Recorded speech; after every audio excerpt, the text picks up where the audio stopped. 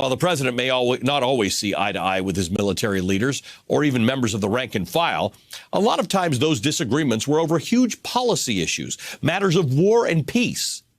But the story of retired Navy SEAL Eddie Gallagher is very different. This is a case that the president has been personally involved in, despite the wishes of many currently serving in the military. Chief Gallagher served as the platoon leader of SEAL Team 7. It was during his final deployment to Mosul, Iraq in 2017 that his fellow SEALs say they witnessed behavior that caused them to speak out. Among other things, those SEALs accused Gallagher of, quote, stabbing a defenseless captive to death, of picking off a school-aged girl and an old man from a sniper's roost, and of indiscriminately spraying neighborhoods with rockets and machine gun fire. Gallagher eventually stood trial on charges that he murdered that captive, who was an ISIS prisoner. But he was later acquitted after a star witness in the case changed his testimony, later claiming that he himself had killed the prisoner. Gallagher was found guilty on a single charge for having posed for a photo with the corpse.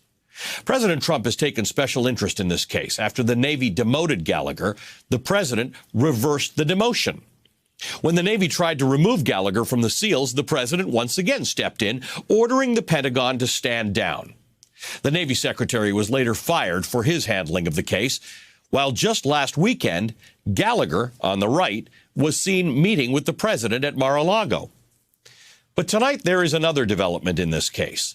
New York Times reporter David Phillips has exclusively obtained Navy interviews with the SEAL team members who accused Gallagher of misconduct in the first place. The Times has published many of those interviews with the investigators, and its TV series, The Weekly, has now published the video. What you are about to see shows them speaking on camera with investigators about their platoon leader, Eddie Gallagher. And a warning, what you are about to see and hear is disturbing. In the summer of 2019, we get leaked a trove of Navy materials that includes thousands of documents, helmet cam footage, photos, text messages, and all these confidential interviews with the SEALs. Stuff that no one has ever seen before.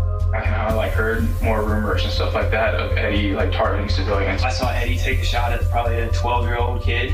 What was Eddie's official? He's a chief. What was his official position? I mean, He was the platoon chief. Okay.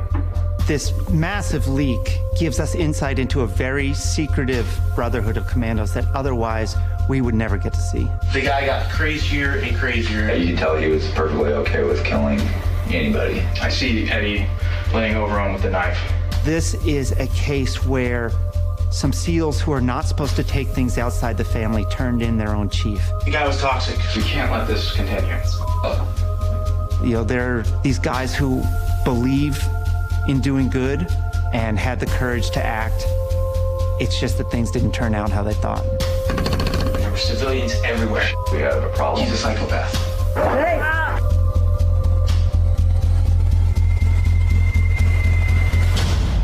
Guy's freaking evil, man. Gallagher has long proclaimed his innocence. Gallagher's lawyer has accused those platoon members of having personal animosity with his client. He says he plans to file a lawsuit against The Weekly and the reporter behind that story. NBC News has not spoken with any of the individual SEALs shown in those taped interviews, but the New York Times has reached out to them, and they all declined to comment. Joining us now, Dave Phillips, national correspondent for the New York Times, who's been doing groundbreaking reporting on the story since it first broke. Dave, thank you for being with us tonight. Dave is featured in this week's episode of The Weekly, where you can see those newly published witness interviews. Dave, so much of this story has been about Eddie Gallagher, but one of the remarkable things that you see in those videos is just how many members of this SEAL team came forward. Now Gallagher has been exonerated by the Trump administration. What does that mean for people like that serving in the armed forces or in the special operations units? Well, I think that's an open question. Certainly a lot of the SEALs who did come forward and testify fear retribution. Some of them are out of the Navy now, some of them are not. But certainly there's been threats of violence and other kinds of intimidation. But I think your earlier point is really something to focus on. What these platoon members accuse their chief of is very serious and very grim, and it's a terrible story. But this is also a story of a number of remarkable young men who had to overcome like pretty serious cultural barriers and other obstacles to do the right thing, and they stuck with it, and they have continued to stick with it. The interviews paint a startlingly consistent picture of the alleged inappropriate behavior by Eddie Gallagher, separate and apart from the stabbing of that prisoner at the center of this case. That pattern of behavior, why wasn't that sort of a bigger part of the case that was made against Gallagher, who was ultimately convicted of taking a photograph with the body of this prisoner?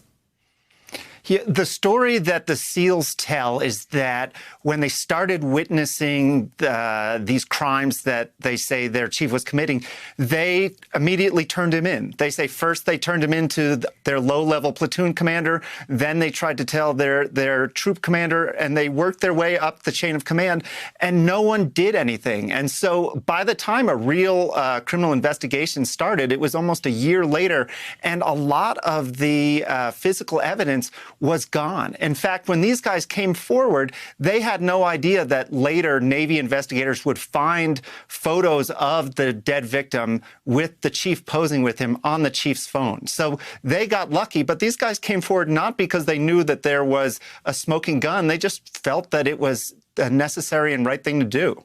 Gallagher's lawyer says he plans to sue you personally, saying that you left out important context in your reporting. Are you confident about what you included in your story?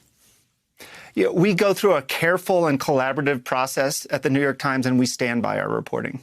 I mentioned some new polling that shows that Donald Trump is losing support with members of the armed services. As someone who reports on that area, give me a bit more context into this, because Donald Trump seems to feel that his support of and constant talk about troops should, put him in good stead with them. I think that the most important thing to remember when talking about the armed forces is that it is full of millions of individuals, and so there you have to make a lot of distinctions. I mean, certainly Donald Trump still has a lot of approval amongst the demographics in the military that he does in the civilian world. But you can see a steady slip, and I think that's because the military is a very conservative, and I don't mean politically conservative, but culturally conservative institution. It likes to plan. It likes to go by regulations. And as we know, the president is much more of a wild card. And I think that they see that as a real liability at a lot of levels. The president's involvement in this case has been a source of great controversy amongst people in the military, many of them who say there's a system and they like order, and the president sort of intervening in this thing in the middle of it has thrown that into disarray. Right. Like I said, there is a range of opinions within the military. You wouldn't be hard-pressed to find SEALs that would say openly, hey, even if he did kill that guy, I'm okay with that. And you can easily find some that just find it absolutely abhorrent. But the general consensus, especially amongst the chain of command, the officers, the people who are trying to guide this institution, the senior people, they think that their inability to discipline someone who they see as totally unfit to serve is crazy. Dave, thank you for your reporting. Dave Phillips of the New York Times, and thank you for being with us.